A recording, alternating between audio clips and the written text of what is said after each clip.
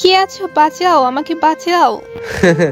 তোকে কে বাঁচাবে বল? কেউ নেই, চল ভেতরে চল। তোর মেয়েকে দেখবি না? মেয়ের কথা শুনে লিপি খানম আরো চিৎকার করতে থাকে আর ভয়ের তো চেহারা নিয়ে আমার দিকে তাকিয়ে বলে, তো তো তুই নিশুকে এখানে তুলে এনেছিস? হ্যাঁ রে, সেই দিন আমার বউয়ের সামনে কিস করা, জড়িয়ে ধরার শাস্তি তো দিতেই হবে, তাই না? কথাটা বলে খপ করে পকেট থেকে একটা রুমাল বের করে লিপি খানমের মুখে চেপে ধরতেই তিনি মাটিতে ঢলে পড়েন। এমন সময় জেনি এসে দাঁড়ায় আমার পাশে আর বলে, তুই ভেতরে যা, একে আমরা ভেতরে নিয়ে যাচ্ছি। জেনির কথা শুনে বাড়ির ভেতরে ঢুকতেই দেখতে পাই নিশুকে চেয়ারের সাথে বাঁধা, হাতে পায়ে আর মুখে অসংখ্য আঘাতের চিহ্ন। আমাকে ভেতরে ঢুকতে দেখেই নিশু মলিন হেসে বলে, এসেছিস তৌফিক? তুই প্লিজ এখান থেকে আমায় নিয়ে চল, ওরা খুব মেরেছে আমায়, প্লিজ আমায় নিয়ে চল। বুকটা কেঁপে উঠলো নিশির এমন করুণ কণ্ঠ শুনে। একসময় ভালোবাসার মানুষ ছিল, তার কিনা এমন অবস্থা। নিজের অজান্তেই চোখ থেকে পানি বের হয়ে গাল বেয়ে পড়ার আগে মুছে ফেলি আর কঠোর হয়ে বলি, তোকে নিয়ে যাব ভাবলি কি করে বলতো? তোকে তো এখানে আমি এনেছি শাস্তি দেওয়ার জন্য।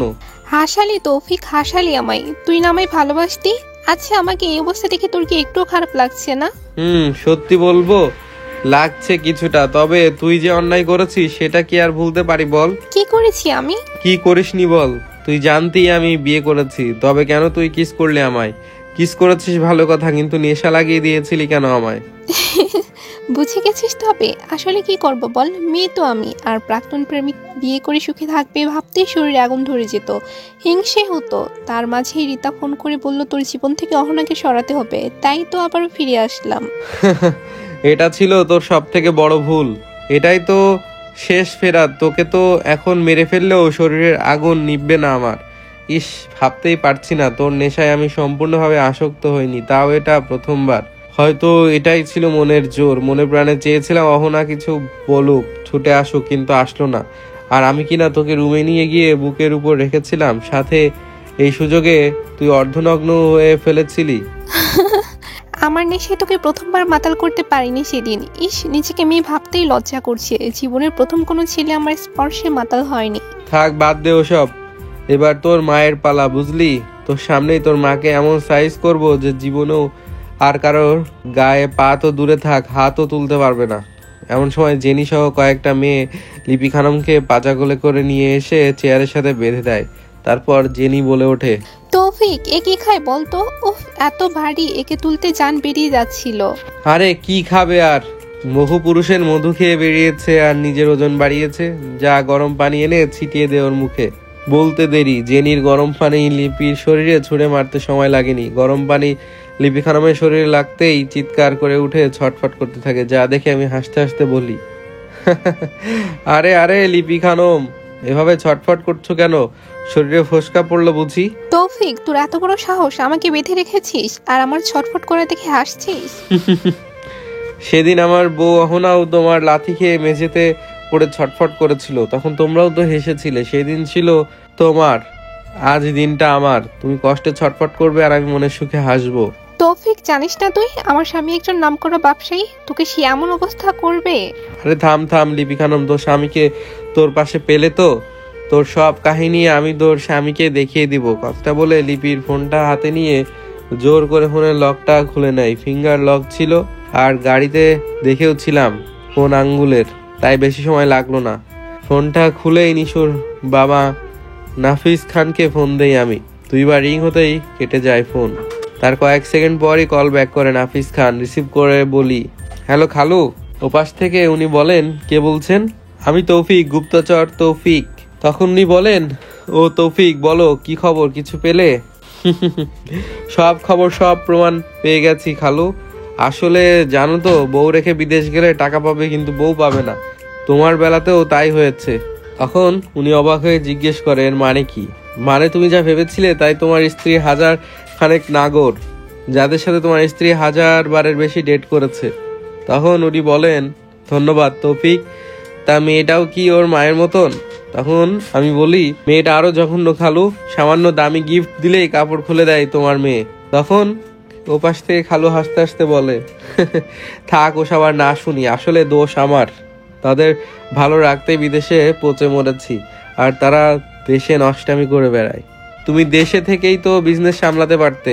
তখন উনি বললেন, হ্যাঁ এটাই ভুল ছিল, যাই হোক ওদের কিছু বলো না, আমি এসব জেনে গেছি।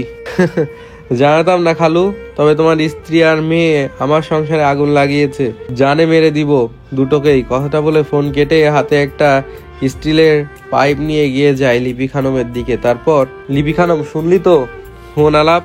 আসলে তোর স্বামী তোকে সন্দেহ করতো বারবার, তুই কেন লাখ লাখ টাকা চাইতি, কিসে তুই টাকা খরচ করিস, তাই আমাকে গুপ্তচর হতে বলেছিল। হয়েও ছিলাম। তোর সব ডেটিং করা পুরুষকে আমি চিনি। তবে দেখ তোর মন মানসিকতা কত নিচু।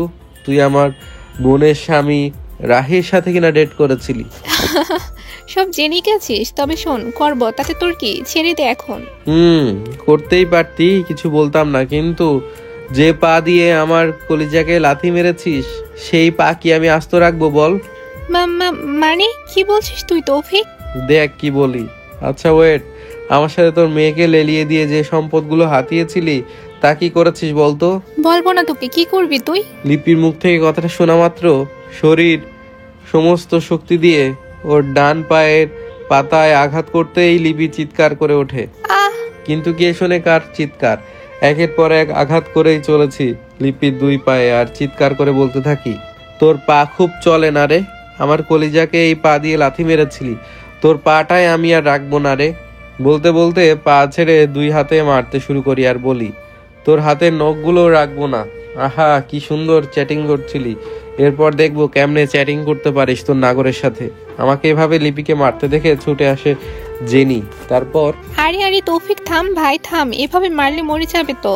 মরে গেলে চাক, কত বড় সাহস আবার স্ত্রীকে লাথি মারে, ওর পা গুলো আমি ছিন্ন ভিন্ন করে দেবো দেহ থেকে। কথাগুলো বলতে বলতে আবারও মারতে থাকে লিপির পায়ে। এক একটা আঘাতে লিপি ভয়ঙ্কর চিৎকার করছিল। নিজের মায়ের এই অবস্থা দেখে নিশু চিৎকার করে ওঠে, বাবা আমাদের বাঁচাও, বাবা আমাদের বাঁচাও। নিশুর চিৎকার শোনা মাত্র ওর ঠোঁট বরাবর পাইপ দিয়ে জোরে আঘাত করতে গিয়েও থেমে যায়। লিপির দিকে তাকিয়ে শয়তানি হাসি দিয়ে বলি, বল লিপি, তোকে কি করবো, মেরে দিব নাকি ছেড়ে দিব? আর মারিস না তৌফিক, আর মারিস না, আমি সহ্য করতে পারছি না, আর মারিস না। এতটুকু বার সহ্য করতে পারিস না? যাই হোক, তোর মেয়েকে আমার সাথে লেলিয়ে দিয়ে যে সম্পদগুলো হাতিয়ে নিয়েছিলি সেগুলো কি করেছিস বল? বলছি আমাকে পানি দে, এক গ্লাস পানি খাবো আমি, কেউ পানি দাও। জেনি পানি বোতল লিপি খানমের মুখে ধরতেই লিপি খানম পুরো বোতলে পানি খেয়ে ফেলে জোরে জোরে কিছুক্ষণ নিঃশ্বাস নিয়ে বলে, তোর থেকে ছলে বলে নেওয়া সম্পত্তিগুলো আমার কিছু বন্ধুদের দিয়েছিলাম, বাকিটা আমার নামেই আছে। গুড, সেগুলো আমাকে ফিরিয়ে দে, আমি জানি আমার কি কি তোর কাছে আছে। জেনি পেপারস গুলো নিয়ে আয় আর সাইন করে নে এর থেকে। জেনি এগিয়ে নিয়ে আসে কিছু পেপারস, সেগুলো লিপি খানম বহু কষ্টে সাইন করে দিয়ে বলে, এবার ছাড় আমায়, আমি মেয়েটাকে নিয়ে চলে যাব তোর খালুর কাছে, আর আসবো না আমি দেশে। তোকে মেরে দিব এবার। তবে বাকিটা বলার আগেই ফোনটা বেজে ওঠে। তাকিয়ে দেখি বাবা ফোন দিয়েছে, দ্রুত রিসিভ করি আমি। তারপর, আসসালামু আলাইকুম বাবা। ওপাশ থেকে বাবা বলে, ওয়ালাইকুম আসসালাম। বাবা, আমি সব কি শুনছি, তুমি নাকি লিপি আপা আর নিশুকে তুলে নিয়ে গেছো? বাবা, এদের খুব সাহস জানো, তোমার বউয়ের শরীরে হাত দিয়েছিল। তারপর বাবা চিন্তিত হয়ে বলে, কিন্তু তাই বলে তাদের মেরে ফেলবে? আমি বললাম, এই 1 মিনিট, তুমি এসব জানলে কি করে? তখন, আরে নিশুর বাবা নাফিস খান বারবার ফোন দিচ্ছিল আমাকে, মিটিং এ ছিলাম, বারবার ফোন দেওয়ায় বিরক্ত হয়ে মিটিং রুম থেকে বের হয়ে ফোন রিসিভ করতে তিনি কাঁদতে কাঁদতে তার মেয়ে আর বউকে বাঁচাতে বললো তোমার হাত থেকে।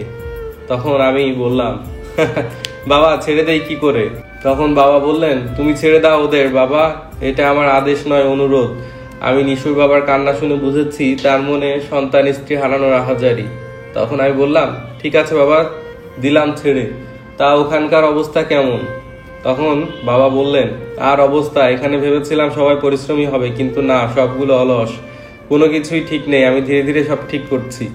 তখন আমি বললাম, করতে থাকো বাবা, আমি ওইদিকে ধীরে ধীরে সব ঠিক করছি, একটু কষ্ট করো, আসলে বাসার পরিবেশটা সবচেয়ে খারাপ। তখন বাবা বললেন, তবে বেশি কিছু হয়নি, সামান্য একটা বিষয় নিয়ে এভাবে রিয়াক্ট করাটা কি ঠিক? তখন আমি বললাম, জানি না বাবা, রাখছি, এদের মা মেয়েকে হসপিটালে নিতে হবে তো। ফোনটা রেখে জেনি সহ আরো কয়েকটা মেয়ের সাহায্যে মা মেয়েকে হসপিটালে নিয়ে গিয়ে অ্যাডমিট করায়। তারপর নাফিস খানকে ফোন দেই, একবার রিং হতে রিসিভ করেন। তিনি আর ভয়ার্ত কণ্ঠে বলে, তৌফিক বাবা ওদের মেরে ফেলেন তো বাবা। আমি বললাম না মারিনি, হসপিটালে অ্যাডমিট করেছি। উনি বললেন বাবা ওদের মেরো না, তোমার স্ত্রীর সাথে ওরা যে অন্যায় করেছে এতে তোমার যেমন রাগ কষ্ট হয়েছে আমারও কিন্তু হচ্ছে, বাবা তুমি ওদের মেরো না। আমি জানি লিপি কতটা নিকৃষ্ট কাজ করেছে, মেয়েটাকে দিয়ে তোমার ফাঁদে ফেলে অনেক কিছুই হাতিয়ে নিয়েছে, পরকিয়া করেছে সব আমি জানি, কিন্তু দেখো কিছু বলতে পারিনি, কারণ তোমার খালামণিকে আমি ভালোবেসে বিয়ে করেছিলাম, এতটা ভালোবাসি যে বলে বোঝাতে পারবো না। তখন আমি বললাম থাক আর আপনার ভালোবাসার কাহিনী শোনাতে হবে না, যাকে ভালোবাসেন তাকে আগলিয়ে রাখতে শিখুন, এভাবে ছেড়ে রাখলে কচি ছেলেও সুযোগ নিতে ছাড়বে না। তখন উনি বললেন বাবা আমি বাংলাদেশের প্লেন ধরবো 1 ঘন্টা পর, তুমি শুধু বলো ওরা কোন হসপিটালে আছে। আমি নাফিস খানকে সব ডিটেলস বলে ফোনটা রেখে দিয়ে জেনির দিকে তাকাই, জেনিও আমার দিকে তাকায়। এমন সময় আমি বলে উঠি জেনি তোকে শুধু আমি আমার প্রয়োজনে ব্যবহার করি, তুই আমার উপকারই করে গেলি বারবার। তুইও কম করেছিস নাকি? আমার স্বামী জয় যে পঙ্গু হয়ে বিছানায় পড়ে আছে তার সব চিকিৎসা, আমাদের ভরণ পোষণের সবকিছু তো তুই করেছিস। বাদ দে ওসব, জয় কিন্তু আমার বন্ধু, সাথে তোর বর মানে আমার দুলা ভাই, এতটুকু তো করতেই পারি। তা তোর সাথে মেয়েগুলোকে তো চিনলাম না। ওরা আমার সহকারী, জানিস মেয়েগুলো স্বামী ওদের ছেড়ে গেছে, যাওয়ার জায়গা নেই, তাই তোর দেওয়া দুটো ফ্ল্যাটে একটাতে ওদের সবাইকে রেখেছি। এখন শোন তোর জন্য সারপ্রাইজ আছে। সারপ্রাইজ? লিপি খানমের থেকে যে সম্পত্তিগুলো নিলাম না তার মধ্যে বড় একটা বাংলো আছে আমার, ওখানে পুকুর ফার্ম সব কিছু ব্যবস্থা আছে, তবে সেটা শহর থেকে দূরে। তুই চাইলে ওই বাংলোতে গিয়ে সব শুরু করতে পারিস, তোকে ওই বাংলো আমি লিখে দিব। সত্যি বলছিস? জয়ের নাকি শহরের কোলাহল ভালো লাগে না, তাই ওটা দিলাম, যা খুশি মতো সংসার সাজিয়ে নে। জেনি খুশিতে জড়িয়ে ধরতে আসলে ওকে আবার থামিয়ে দেই আর বলি ধুর তোর লজ্জা নেই, খালি জড়িয়ে ধরতে আসিস, বাসায় গিয়ে স্বামীকে জড়িয়ে ধরিস। এখন যাই, তোমরাও যাও। জেনিদের বিদায় দিয়ে চলে আসি বাসায়। বাসায় আসতেই চমকে উঠে আমি নিজের বড় ভাই আর ভাবিকে দেখে। সবচেয়ে বেশি অবাক হই নিজের মা আর বোনকে বড় ভাইকে কান পড়া দিতে দেখে। মা বড় ভাই তামিম চৌধুরীকে বলছেন, বাবারে তুই এসেছিস? হ্যাঁ মা, তুমি এতগুলা বছর পর ফোন দিলে, আমি না এসে পারি বলো? বাবা আমায় মাফ করে দিস, তোকে আমি বের করে দিয়েছিলাম, আসলে বুঝিনি তুই আমায় শুধু ভালোবাসিস। আর ওই যে দেখ ছোট চৌধুরী আমাকে জানা তাই বলে অপমান করে। আম্মুর কথা শুনে বড় ভাই কটমট চোখে আমার দিকে তাকায়, তারপর ছুটে এসে আমার টি শার্টের কলার চেপে ধরে বলে, শালা তোর খুব তেজ না রে, আমার মাকে তুই জানা তাই বলিস? তোকে আমি বাকিটা বলার আগে হাতের ইশারায় তাকে চুপ করতে বলি। তারপর বড় ভাই তুই, তাই তোর এই আচরণটা আমি স্বাভাবিক নিলাম, যাই হোক টি শার্টের কলার ছাড়, নয়তো তোর মুখ আর মুখ থাকবে না রে। বড় ভাই আমার কথা শুনে ধীরে ধীরে কলারের টি শার্টটা ছেড়ে দেয়, আর আমি কলারটা ঠিক করে নিতে নিতে বলি, তোর গালের দাগটা এত বছর পরও আছে রে ভাই। গালটার দিকে তাকিয়ে হলেও তো মনে করতে পারিস ছোট ভাইয়ের সাথে বেয়াদবির ফল কি ছিল। কথাটা বলে ভাবি নিমির দিকে তাকায় আমি, তিনি বসেছিলেন সোফায়। তাকে বলি, ভাবি কেমন আছেন? হ্যাঁ ভালো আছি। আমাকে জিজ্ঞেস করবেন না কেমন আছি? তখন আমার ভাই পাশ থেকে বলে, তোকে জিজ্ঞেস করবে কেন আমার বউ, তুই কেমন আছিস? আর ভাবি কাকে বলছিস? আমি তো তোর ভাই না, ত্যাগ করেছি তোকে আজ 6টা বছর ধরে। তখন আমি বললাম, ভালো ভালো, এসেছিস যখন খেয়ে যাস, আমি তো আর কিপটা না যে 2-4 টাকা খরচ করবো না তোদের জন্য। তামিম চৌধুরী আমার কথা শুনে রেগে গর্জে উঠতে গিয়েও থেমে যায়। তারপর আম্মু রেনু খানমের পাশে গিয়ে তার হাত দুটো ধরে বলে, আম্মু তুমি আমাকে ক্ষমা করে দাও না। হ্যাঁ দিয়েছি তোদের ক্ষমা করে বাবা, নয়তো কি আর ফোন দিতাম। এমন সময় রিতাও বলে ওঠে, হ্যাঁ ভাইয়া তোমাকে আমরা দুজনেই ক্ষমা করে দিয়েছি, প্লিজ তুমি আমাদের ক্ষমা করে দাও। আরে কি যে বলিস বোন, তোকে আমি কত ভালোবাসি জানিস? হ্যাঁ জানি, কিন্তু আমার আরেক ভাই জানো আমি বাসা থেকে বের হয়ে যেতে বলেছে, তুমি আমাকে আর মাকে প্লিজ তোমার সাথে নিয়ে চলো না। হ্যাঁ তোদের নিতেই এসেছি বোন আমি। মা যাবে আমার সাথে? হ্যাঁ বাবা যাব, চল এক্ষুনি, এই ছেলের কাছে আমি আর থাকবো না, ছেলেটা একদম বউ পাগল হয়ে গেছে। আমি সব শুনে আম্মুকে বললাম, হ্যাঁ আম্মু বউ পাগল আমি, তামিম চৌধুরী নিয়ে যান তাকে, তবে হ্যাঁ 1 বছরের আগে এখানে আনবেন না কিন্তু। তখন আমার ভাই বললেন, চুপ কর তুই তৌফিক চৌধুরী, আমাকে কি তোর ছোট লোক মনে হয়? আমার মাকে আমি আর এখানেই আসতে দিব না, আমার ছেলে মেয়ের সাথে আমার মা বাকি জীবন হেসে খেলে থাকবে। ভাইয়ের কথার মাঝখানে চোখ যায় ভাবি রিমির দিকে, তিনি কটমট চোখে তাকিয়ে আছেন ভাইয়ার দিকে, যা দেখে মনে মনে বলে উঠি আমি, এই তো আম্মু খেলা জমে উঠেছে, যাও না বড় ছেলের কাছে, বুঝবে তার বউ কত ভালো।